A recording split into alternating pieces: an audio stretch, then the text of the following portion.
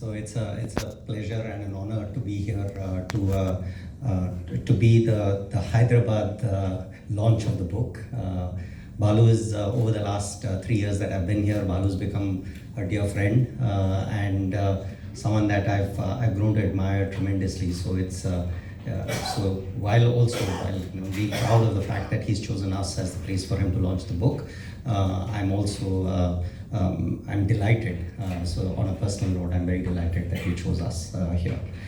So let me just say a few words. We are already a few minutes late. We thought we're starting at 11 o'clock. You've come here to listen to people who are going to speak a lot more and in depth about things that I know very little about. Okay, so you have a very distinguished panel of speakers who are going to talk with in-depth knowledge of a lot of things that are there, right, covered in the book. But a few words, right? The first time I want to say that what an accomplishment it is to write a book of this nature when doing one of the most important jobs in the country. Balu, I don't know how you find the time. I know because I get calls and sometimes in the middle of the evening. He always prefaces it, do you have a few minutes? Okay, so he always does that. He just doesn't call, but it can happen at 7 in the evening. It can happen at 6 in the morning. They have a few minutes to talk. So I know how hard he works, and I know the work that they're doing, and we are proud to be partners in the work that you're doing, Balu. And I think we were your first knowledge partner that the Capacity Building Commission signed. You're also the first to actually give us knowledge. Thank you. That's kind of you. So to write a book in the midst of doing that work and doing it really well, I think is an amazing accomplishment, and that's something I just wanted to start off. You have a day job, you're doing it, and you're doing it really well, and then you're writing a book on the side. That's fantastic. This is an important book, and I'll say why it's an important book from my perspective, right? So I'll just lay down what I think it is. So this is a book that marries Indian philosophy with some Western models. It takes some Western models and then it tries to create synthesize some of the ideas from these two places. What for me I find very nice about the book is it doesn't just reject the Western lens, but engages with it.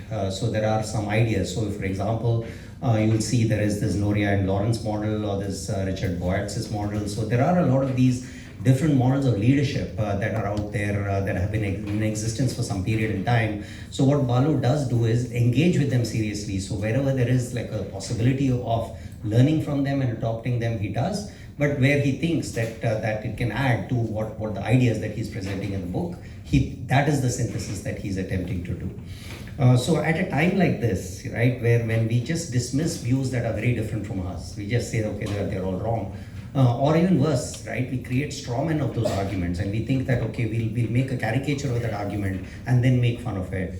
So to have a book like this that engages with it and engages in the kind of depth that it does is refreshing. It's welcome, and it's a model for the way that we want to conduct ourselves, right? So so it's not just in the way that a book is written, but it's also in the way that we conduct ourselves, being open-minded, accepting, engaging, and then taking what is good and leaving the things that we don't agree with. We can leave that, but engagement is what is necessary, and I really appreciate that you've done that in the book. You've done a lot of that. So that's for me a very profoundly important contribution of the book, and I hope that people will take that.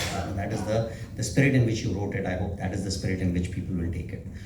I also want to note the methodology, right? So the methodology is also super interesting, and something that I also hope students, scholars, others, readers of the book, they'll take away from this. So what Balu notes, right, at the beginning of the book, he notes is that he'd spent a lot of years studying Indian philosophy, Indian folklore, Indian scriptures, and he believed that there was a lot of knowledge there and wisdom there that could come to the aid of leaders and leadership scholars. Right? So there's a lot of that is going on there.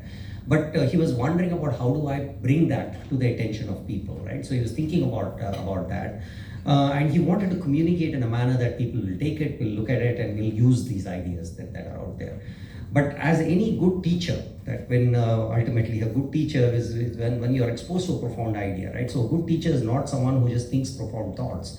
Is the person who can take these profound thoughts and then present it to people in a manner that people can actually consume, people can actually use.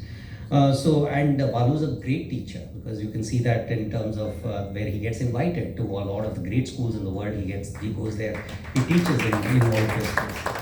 So he was just looking for how do you communicate, and the way that he communicates is by the use of examples, by the use of cases, by the use of anecdotes, and so on. So he was looking for that, right? So he was thinking about it, he was looking for that.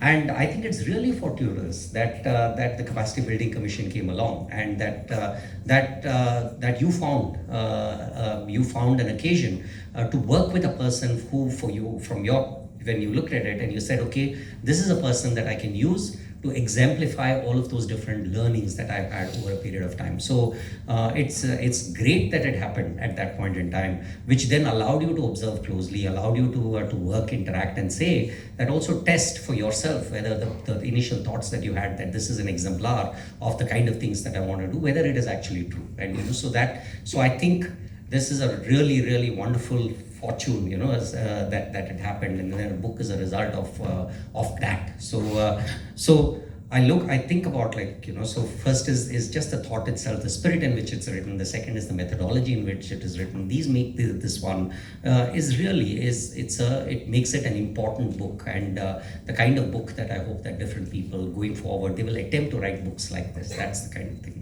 that's there.